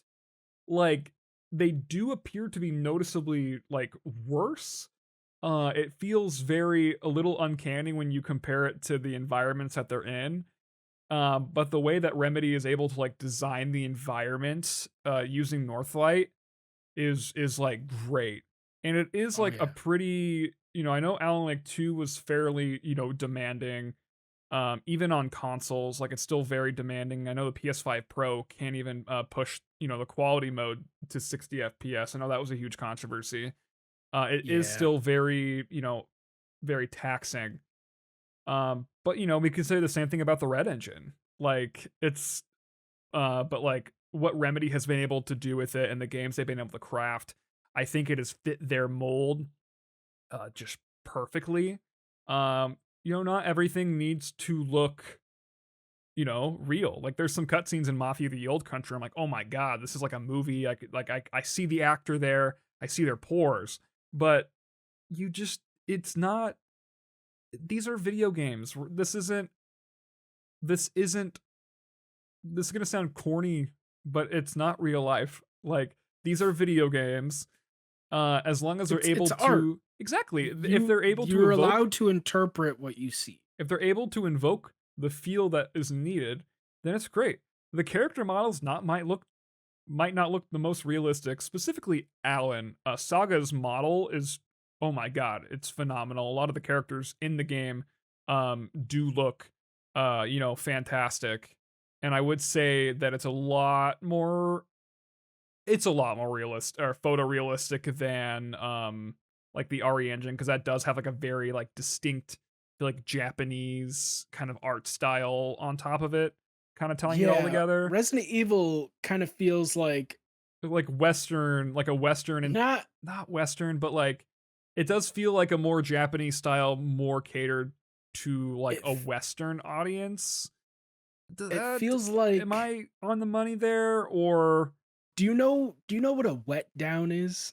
no? I don't know what the wet down is. So a wet down is used in filmmaking. So usually at night, typically at night when you are trying to film a scene on the road, you want more contrast, you want more vibrancy from the shot, you will spray the road down with water so you can get a blacker, more richer concrete or whatever they lay down. And that's kind of how it feels with Resident Evil to me. It doesn't feel wet, it looks like slick. Like I think that's a how to really like explain it. great way to put it, but it does feel like a more it does feel distinct and not as distinct as other things. Like I think Stellar Blade, I just comes to mind. It's like a very like that is You know what? definitely um this definitely feels um and I know it does have that more like distinct um like I guess Asian artistry because I know that was made in South Korea, but I think it still, kind of gets to my point where, Yeah. Japan does feel like it is from, that hemisphere of the world, but it does feel a little bit more like Western than a style of like Stellar Blade feels like. Of kind of Yeah. like that you with like that kind of very heavy, I guess, anime influence. But yeah. I want to shout out one last engine if you Ooh. are done with your your your shout outs. Yeah, I wanna add one more Um thing to Northlight though. for sure. Alan Wake 2 looks like so great. It looks phenomenal. It's The one of the best. effects in there are amazing too. Yes, and what what I think like engines like Northlight and Red Engine that are still very demanding engines, but um, still have so much utility is they the they're a lot more cohesive than UE5 in terms of like you say the effects are so much higher quality in like my experience where there aren't those like visual twinges that kind of like take you out of the experience like shadows flickering effects that just don't look like they're done super right. They're like in Northlight they feel, and this is specifically for like Alan Wake 2, even Control to a certain extent, but everything just feels so dialed in. And I think that's something that's really nice when you have an engine that that you specialize in. It just feels so much more refined. It's what makes a PlayStation game stand out so much is they are, so used to what they've used and they're working with a very specific thing of hardware. And I think that one Oh day yeah. we probably will get that with UE5, but it just the implementation feels so haphazard and it's still a lot of these games feel like they're learning experiences. And when we're in a day and age where there's so many complaints about games not meeting expectations, UE5 is not going to fix those problems. It's probably going to exacerbate them. And, doesn't mean that there's not good UE5 games. But what was the last engine you're going to shout out? Yeah. I had wanted to bring something up about this topic real quick. That like a big problem that we've seen with Unreal Engine 5 and will continue to see is not necessarily same or similar assets used from different games, but it's sort of like if you think of the Wilhelm scream or certain uh assets from certain movies, like you if you pay attention you'll see a lot of the same CGI blood splatter or electricity effects or something like that Even where some of it's the sort same of like set a locations. set locations, sound effects, stock items, stock imagery, a lot of it does sort of just become that. And it doesn't mean that you can't use stock assets to create something new and inventive and intriguing. It just means that if you are looking to do something in a game and you're all grabbing from the same box just to stick it onto a different tree, your trees are going to start to look very similar. If you don't Yeah. tweak that, if you don't, you know, go oh, this is interesting. What can I do with this? Instead of I need this. You And know, it yeah, and it's all gonna look samey. it might sound, like, really silly, but, like, things with Northlight, like, the way that those trees look, like, I'm from the Pacific Northwest, and it the engine and the way they did their trees, like, it made me feel like I was, like, at home, like, in a way, Oh yeah. and it's these little things that do compound of how every engine, functions a little bit differently, how it how it feels, and how different engines are better for different use cases, and if Oh yeah. everything is uniform, you start things start to feel uniform, and it does not mean that you know good stuff cannot come out of it. I have a lot of issues with UE5 and how it's been used, but I've most of the games I've played this year have used UE5 and I have enjoyed most of them. But it's kind of the thing we're going back to where it's not about what we get. It's not about the, we're going to get more good UE5 games and we're going to keep getting bad ones. But it's about what is lost in that process. Like the trees in Northlight or, you know, the distinct style that Capcom has been able to achieve with the RE engine. Like these are things that are Or the lost amount when of things like are uniform. the visual fidelity that you get matched with the performance as well from the KCD games Yeah. or the Decima engine. And even with One RE engine, like I remember playing very RE4 at launch performative.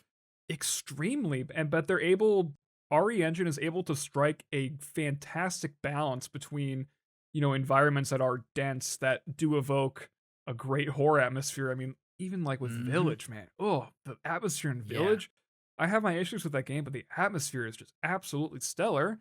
And they were able to accomplish that because of the tools and such that they have in the RE engine and the previous work that they were able to do and to iterate on it and to, make it better. And people can do that with, exactly. UE5, but Capcom has been able to continue to make their own distinct style and, be able to balance, high fidelity and visuals with great performance as well. Like playing RE4 at release was a dream. It still Mhm. had its, relatively, small bugs, but like um that game ran at such a smooth frame rate. Um and we can do all the speculation we want. I don't know what RE4 would be like if it was in UE5 or another engine, but I don't even want to to think about it. I'm good on that.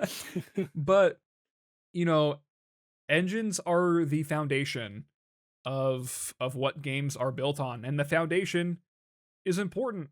And to be able to create stronger foundations and to create foundations that you're used to, that you can build new things with, is is Iterate on, is yeah. incredibly important. And I think that a lot of The people don't consider that because it is something that works in the background, but they literally dictate um, you know, on like a smaller scale of what kind of features and stuff that on what games can use and the kind of techniques. And yeah, some can do stuff, some are more open and more limited, I think but they a great example of that engine that I was going to bring up earlier that does this so well that people forget about and has been used for a lot longer than people want to accept is the Rage engine. Ooh. Wait, You know tell what me I'm talking more. about? No, I don't. Tell me more. So Rage, you're going to get this instantly, is the fuck, what does this stand for? I had it written down. It's not written down anymore. It's the Rockstar Games engine. It's the Oh, engine that Rockstar uses and has used since GTA 4. They've actually used it since before wow. GTA 4. The first game used on the Rage engine was Rockstar Table Tennis on the 360. Of And course. then they made GTA 4. And if you know anything about GTA 4, even till this day, it is awfully optimized. It is terrible on console. It is terrible on PC. And only up until recently have a group of developers really honed in that game, gotten, the performance down well, and they also added ray tracing and some new assets. So there are iterations of this game that do look beautiful, do run well. But if you just buy it off of Steam, if you just buy it on disc, it's going to look and perform poorly. With a caveat, Steam Deck actually, with everything considered, with how bad it runs, it in general, it does perform well on Steam Deck and it does look halfway decent. Um, this was the same engine used for GTA 5 on PS3, iterated on through PS4, updated in the PS5 era with ray tracing. This is the same engine used for, I believe, Red Dead Redemption, but definitely Red Dead Redemption 2. So you see that diversity and They've really grown, and, like, just, like, the looking at utility of yeah, it. Yeah. and, like, most people still consider, Red Dead 2 to be one of the best looking games of all time, and I think specifically next year, man, it's weird to think that, like, from what Xbox and PlayStation are making it sound like is, like, the generation is, like, coming to a close and they're thinking about it is insane because, like, next year, I feel like we're finally getting games, at least having not played them, of course, but having games that look next gen. RE9 is another example that we've already talked about, but I think GTA 6, oh my lord, dude, that game looks Mhm. like it's weird to like look at that. Like but like Rockstar has done that work over, I guess if we're talking about GTA 4, we're I think it almost was at like, 2 decades. yeah, just about next year will be about 2 decades. I think it was 2006 T4 released. Yeah, it released in Oh, 2008. 2008. Okay. So a little bit soon or more recent than I thought. But yeah, I it's weird too because they did make more games on this engine during its inception. But when GTA 5 popped off and online went bonanzas and still to this day, they really They honed changed their everything strategy in. a bit, Yeah, they honed in on making it's really crazy what they were able to accomplish as soon as they realized like they didn't need to diversify their portfolio. That wasn't something that they needed to do. They needed to embolden it, strengthen what was already there in order to make the next thing that much better. which does And the suck, next thing which does is kind a of lot suck more of the same. because we did get some very I know Bully is a popular one that people go back to, where Mhm. it's like, why did we get a sequel of that? And like, yeah, I know that like LA Noir was made Mhm. by Team Bondi, and that was like with Rockstar, and we got some really interesting IP and stuff out of them, but it it makes sense with the way like gaming has gone that they've kind of stripped that back, but like we do miss out on some of those. They used Yeah. to make so many games, and we got so many like unique things out of that still felt like distinctly Like Rockstar. what's that one game with the it was the dude from Remedy, Sam Lake. He played a character in Max Payne. Max Oh Payne. yeah. I don't know if it uses it definitely has something to do with Rockstar. I know that for sure. I just don't know in what aspect. But yeah, games like that where it's just sort of like rule of cool. What's the coolest shit we can think of and put into a game? And And anyone who's there played a you have it. Rockstar game, especially like they again, it goes back to what we've been talking about. They have their own distinct feel. Like games from different companies used to feel very different. And like even now, like especially because I've, been playing I played Silent Hill 2, I played Chronos: A New Dawn, and I played Silent Hill F. They're all UE5 and or yeah, UE5 survival horror games, and they do have a similar feel. I think they're all like very solid games, but they do have the similar feel. And instead of back in the day where it was like, certain companies had their own like certain feel, now it's like now it feels more like engine related. It's so strange. Mhm. It's a really funky place. So it's like, people like Rockstar, people like Capcom, people like Remedy, their games stand out almost even more now among the cannon Mhm. fodder of UE5.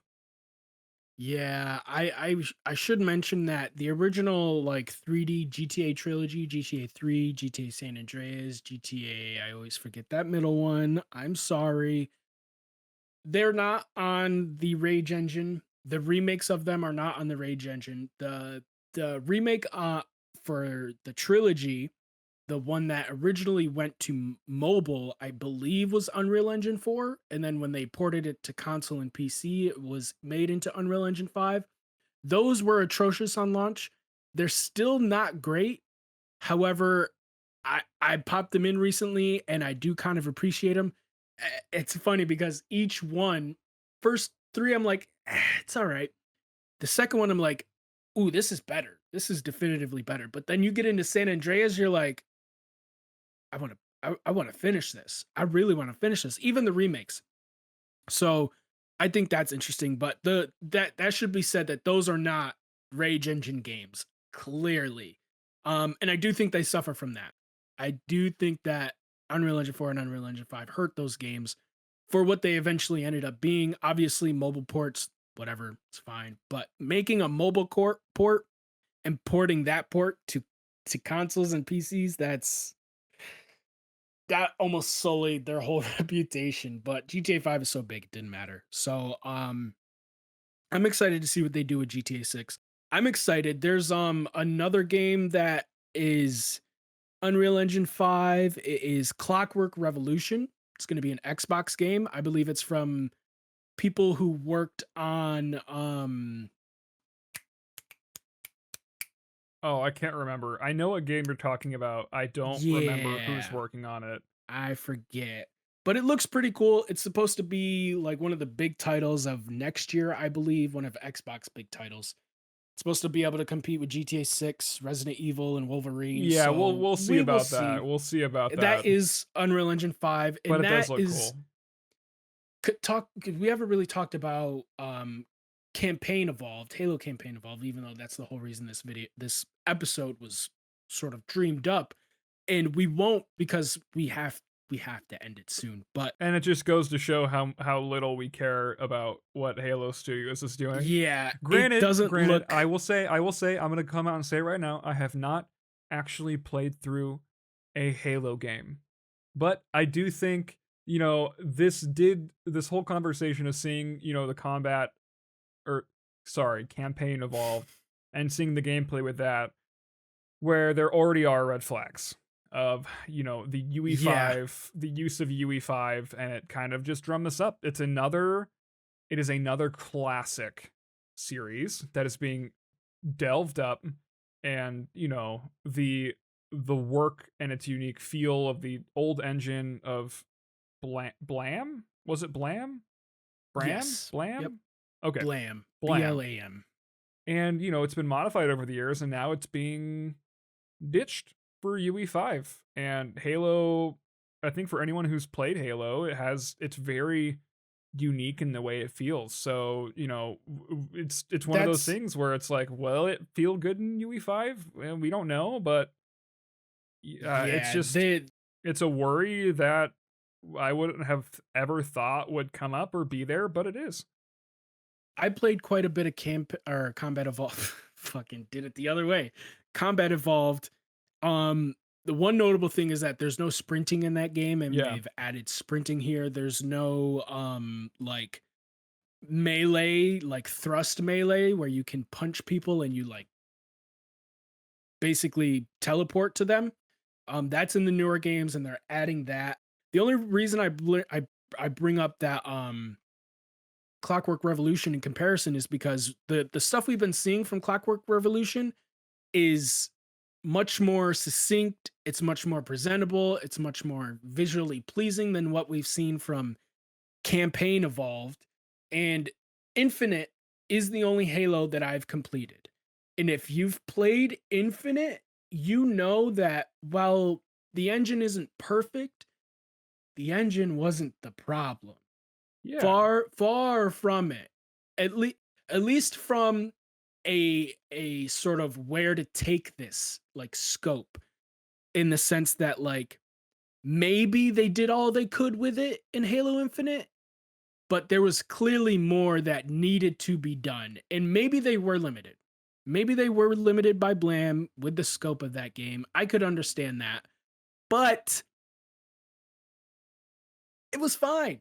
Work a little bit harder on it. It's Please do it not let this, sort of bespoke technology just disappear. people get We need so this sort of diversity people get so in caught this up, space. especially in tech, just in general, and whether people like to admit it or not, gaming is a part of the tech industry. It just is. It is directly tied to it, especially for PC gaming, but even with consoles as well. Gaming is a tech industry. It's also a artistic medium, and I think it needs to be treated as such. But it goes to what you said on Halo Infinite, and it's like the engine wasn't the problem. And I think it really goes for all of these studios, all of these series that are switching over to UE5. Their old engines were not the problem. Like Mhm. they just weren't. The old Mafia engine, they had their issues, but they just have the same problems, but if not worse in Mafia the Old Country. They Hangar 13 always struggled with optimization. You know, even the old games, like they had their issues. Switching engines does not solve old problems. It can just, create new ones. Like I think iterating will always be the best way to go when it comes to that. Um the grass will always be greener on the other side. And I think I can speak with Cyberpunk. With CD Projekt Red. I think you'd have a hard time arguing that the Red engine is a problem. And it At just goes certain back. times, yes. Well, At sure, certain points in but time, but every yeah, engine has but like their own strengths and weaknesses. But the same thing goes for UE5. And if we're just going off of like public opinion, uh, people UE5 has been a huge topic this year, and I think it's because, just speaking from personal experience, this is the first year that the games that I have been interested in, most of them have been on UE5. They just have. And it's been something that's been frustrating to me as someone who likes to play new games a lot. And I've been, trying to keep up with new releases that I've been interested in. I'm having the exact same problems with every single game I am playing, and it is exhausting. I am tired of it. And I think it's been a problem with, for other gamers as well. Like we're seeing repeats of the same problems for stuttering, for pop-in, for performance issues, and visual issues, which I know Digital Foundry has just dug into for so many mhm. UE5 releases. Like it's become so apparent and so public and so consistent. And it's been. Foundational to the conversation as well. Exactly. And it's been strung up and talked about so much because everyone has, been using UE5, and it's really frustrating. It's very, very frustrating. And you know, every game will have its issues, every game engine will have its issues, but coming from a consumer standpoint, I am so tired and exhausted of seeing this developers make the same mistakes over and over again, and I'm just, kind of tired of it. I don't have a solution to it. I think UE5 has its use cases. It has, developers that, Expedition 33, to their credit, they did optimize it, and they did it within the confines Mhm. of the current hardware and the current uh in the current ecosystem, and it has its issues, but the game is good and they worked within the confines of it. Split Fiction, Oh yeah. UE5 game, not photorealistic, runs great, looks great, and they're able to utilize UE5 to do some incredible stuff. I haven't Oh personally yeah. played it, but Indiana Jones looks incredible. Looks incredible, and the use of Lumen is it looks great. For everything I've seen, the game runs great. I'm gonna get to it at some point, but those games should use UE5. But a There's lot of another these game. games just yeah, I'm tired of seeing the same things over and over again. There's another game. I think it came out last year called The Plucky Squire. It had Yeah. issues. It had a literal game breaking issue where I got stuck at a certain point and I had to restart the game and start over Yeah, from that my was save point, which pretty was annoying. documented, which is But unfortunate. it was a very unique game where it delved into 2D gameplay, but also 3D gameplay, where you hopped in and out of a book and you dealt with puzzles going in and out of that 2D world. There's another game, I think it's already come out this year, where it plays with a similar aspect where you are a 3D character playing a 2D game on what looks to be like a pseudo Game Boy. And while you're playing that 2D game, you're also controlling your character in the 3D space as well. In the 2D and 3D environments kind of mirror each other, and that's cool. It's kind of mind bending when you look at it, but it's still pretty interesting. And I don't know if that can be done without Unreal Engine 5. Probably could. It might be harder, take longer. It's a money saving thing most of the time. But I do want to leave on a good note on developers who have a vision and don't bend the knee for that vision when it comes to choosing a an engine, and that specifically has to do with the Mafia games. So there was a writer from the Mafia games called Daniel Vavra. Have you heard of him, Toby? Yes. Yes, I have.